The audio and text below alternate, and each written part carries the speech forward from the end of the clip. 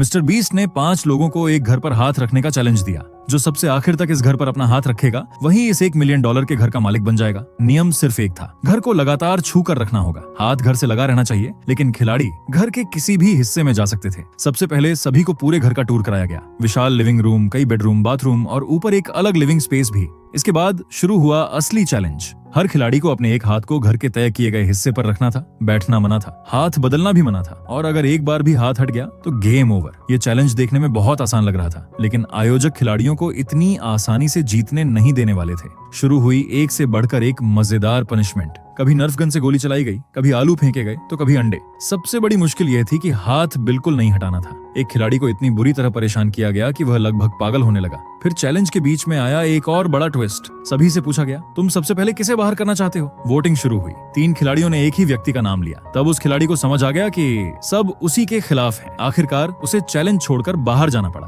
लेकिन कहानी यहीं खत्म नहीं हुई। बाहर जाने से पहले उसे चेहरे पर पाई मारने की पनिशमेंट दी गई। उसके जाते ही बाकी खिलाड़ियों को लगा कि अब घर जीतने का मौका और भी बढ़ गया है। कुछ देर बाद खाने का समय आया, लेकिन यहाँ भी एक नया ट्विस्ट था। हर खिलाड़ी दूसरे खिलाड़ी के लिए खाना चुनेगा, और किसी को यह नहीं पता होगा कि उसका खाना किसने चुना है। नतीजा बिल्कुल अलग था। किसी के सामने सिर्फ सूखी ब्रेड थी, किसी के खाने में जरूरत से ज्यादा पिकल था, और किसी ने खाना देखकर ही कह दिया, मैं यह नहीं खाऊंगा। भूख, थकान और लगातार परेशान किए जाने के बाद एक और खिलाड़ी का सब्र टूट गया। उसने अपना हाथ हटा लिया और एक और खिलाड़ी आउट हो गया। अब सिर्फ 3 खिलाड़ी बचे थे। कुछ ही देर बाद एक और खिलाड़ी बाहर हो गया। अब घर के सामने सिर्फ 2 खिलाड़ी खड़े थे। दोनों जानते थे कि अगर थोड़ी देर और टिक गए तो पूरा घर उनका हो जाएगा। लेकिन तभी शुरू हुई तेज बारिश, ठंडा मौसम, भीगा हुआ शरीर और घंटों तक एक ही जगह खड़े रहना। इसी बीच दोनों के मन में एक अजीब सा प्लान आया। उन्होंने सोचा, अगर हम दोनों एक साथ हाथ हटा दें तो कोई भी नहीं हारेगा। हम इस घर को आपस में बांट लेंगे। लेकिन सवाल ये था, क्या दोनों सच में एक साथ हाथ हटाएंगे या फिर आखिरी पल में एक दूसरे को धोखा दे देंगे? काउंटडाउन शुरू हुआ, और हैरानी की बात यह रही कि दोनों ने सचमुच एक साथ अपना हाथ हटा लिया।